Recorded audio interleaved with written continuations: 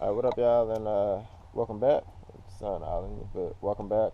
Today's project is another Rearview Camera, and if it works out right, I'm probably gonna do it on the vet.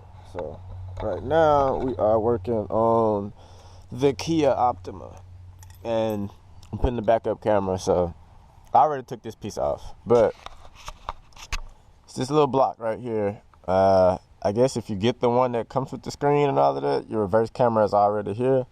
But since this one doesn't have it, so we're adding a new radio and reverse camera and all of that, I popped this piece off.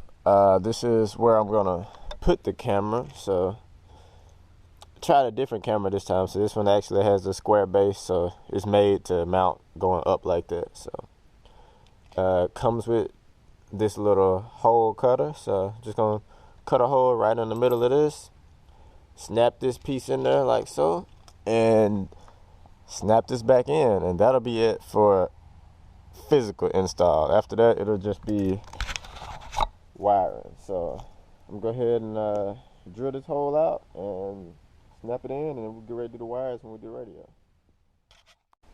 Alright, so still using a lot of this scrap wood from the last project, which is the 18s in the Titan, which if you haven't seen that, which you probably haven't because I don't know if I've uploaded those yet, check them out. I'll link it somewhere in here. But yeah, anyway, let's get this cut.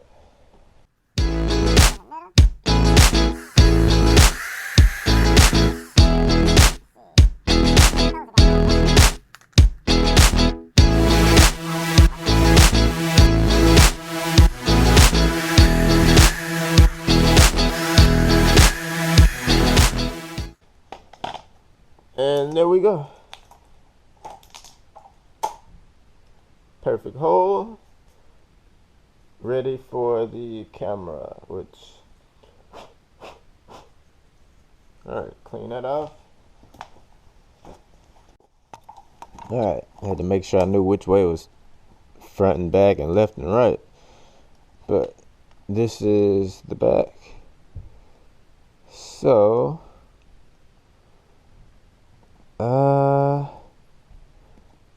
go figure. I guess we gotta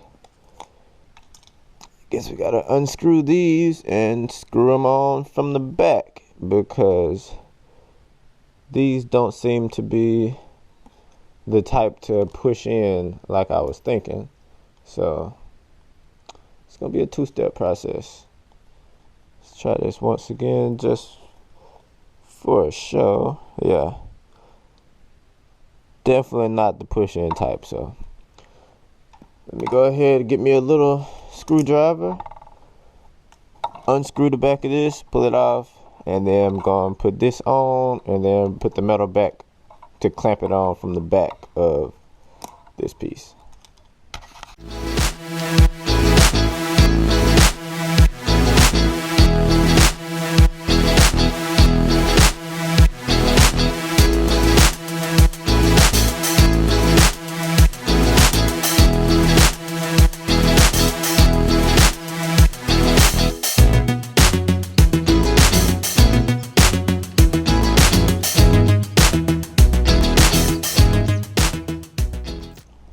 So, the first hiccup in this little situation.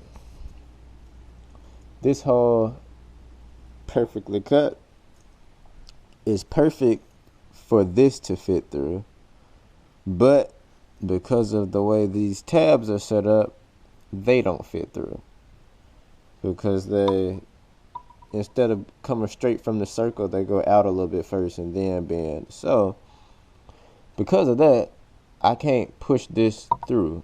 So I was going to unscrew this part from the camera, pull it off. But problem number two, this hole is not big enough for this end to slide through. So it's a little research and development where the development part kind of throws off a little bit, and maybe they didn't test out what they made, but you know, whatever. All I'm gonna do is, I got the lines marked. I don't know if you can see, but I got a few of those marked where that metal part is gonna touch it. So I'm just gonna kind of trim that section a little bit, and that should free it up to where to fall right through. Alright, so this plastic is actually a little harder than I thought it would be, so cutting it with this knife is it's a tad bit too much. So we're just gonna use my favorite drill bit and just bore it open a little bit.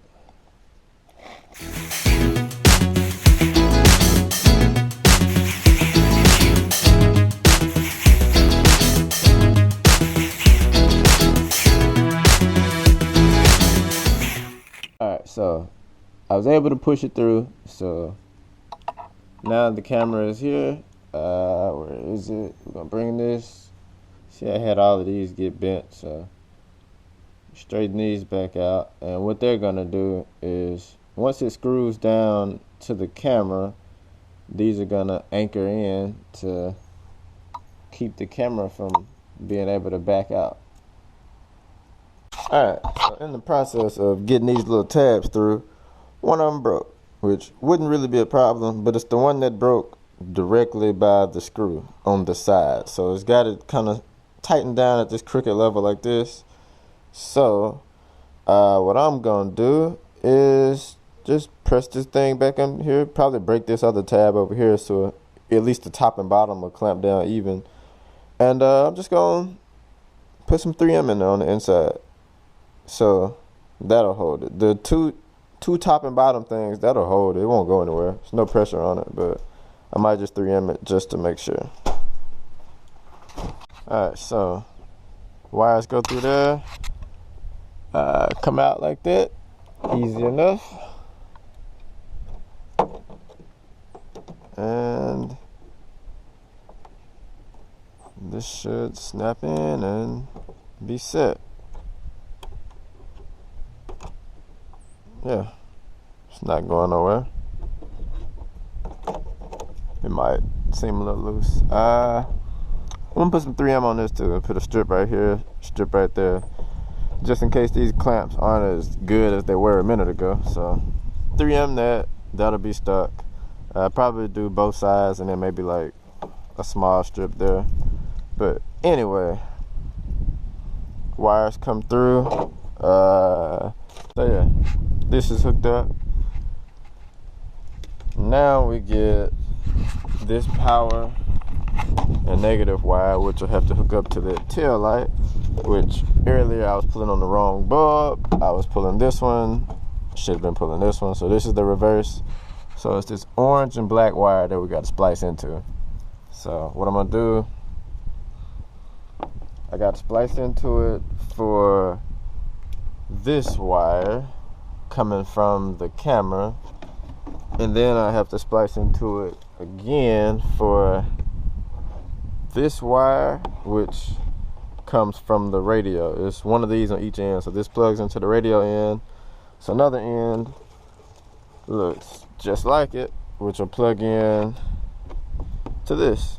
So that'll plug into this end from the camera, and then this red power wire will plug in with this red power from that camera. So yeah, kind of double action on that. But yeah, I'm gonna go ahead and get that, and then I run it down this thing just like the regular factory wires, and then it'll be time to figure out how to get it to the radio, which I haven't put in just yet. But yeah, trying to get everything in the back at least done, so once I do the radio, hook it up, everything is done. So here we go. So I got it in here. This is the Rearview Camera wire, which is going to hook up to this reverse wire coming out the radio, and it's going to plug into the back of this thing. Turn it around for you.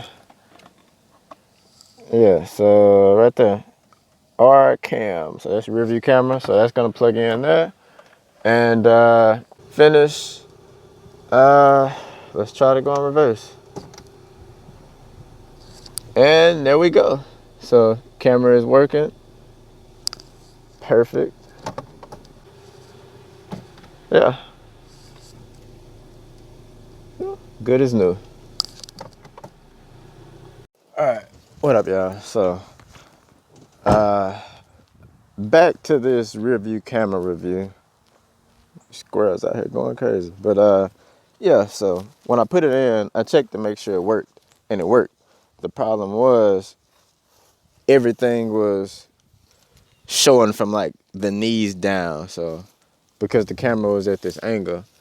So right now, still testing out some other stuff. But what I ended up having to do was make like this little triangle piece right here on both sides. So this is to kind of tilt the camera down some more because it pointed low. So it worked, but it was aiming too low, so you couldn't really see a lot. So I had to do this to kind of tilt it back out to where it was almost straight up and down flush like how mine is in the Impala. That way you can get a full range of view for everything that's behind you. But so now, still messing around a little bit. The camera comes with some little LED lights that go around the camera.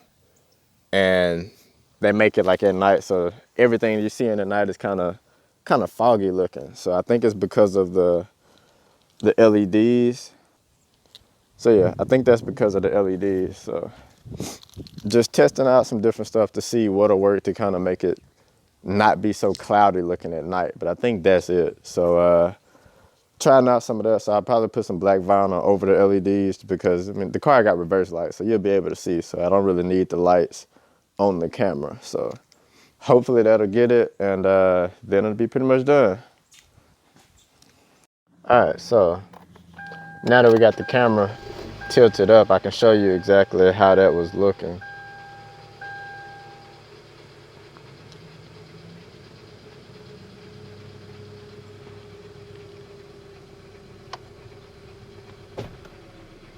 All right, there we go. So nothing behind me but wood. But anyway, it's showing at a decent angle, like basically you can see everything behind you instead of how it was before where it was showing straight at your feet. So at least now it's showing everything. So that's a plus, but got that out the way. So that's it for this one. And yeah, stick around for maybe something on this or whatever other project I get coming along. But I'll see y'all in the next one.